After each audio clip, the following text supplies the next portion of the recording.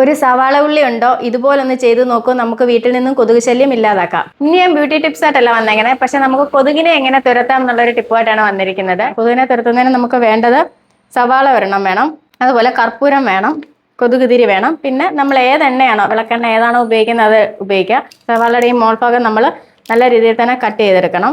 Cut ചെയ്ത ശേഷം ഇതിനകത്തേക്ക് നമ്മളൊരു ഹോൾ ഇടുക. ഇതിനകത്തുള്ള എല്ലാം നമ്മൾ കട്ട് ചെയ്തെടുത്ത് കളയണം. കട്ട് ചെയ്ത ശേഷം ഇതിലേക്ക് നമുക്കിനിയും കർപ്പൂരം ഇടണം. 2 കർപ്പൂരം ഇട്ടിട്ടുണ്ട്.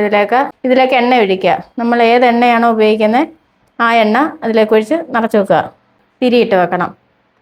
തിരിയിട്ട് വെക്കുക. പിന്നെ ഞാൻ ഈ പറഞ്ഞ പോലെ ഗ്രാമ്പൂ ഉണ്ടെങ്കിൽ 1-2 ഗ്രാമ്പൂ ഇതിനകത്തിട്ടാലും നല്ല മണത്തിന് നല്ലതാണ്. ഇങ്ങനെ നമ്മൾ കത്തിച്ച് വെച്ച ശേഷം തിരിയിട്ട ശേഷം നമുക്കിതൊന്ന് കത്തിക്കാം. തിരിയിട്ടിട്ട്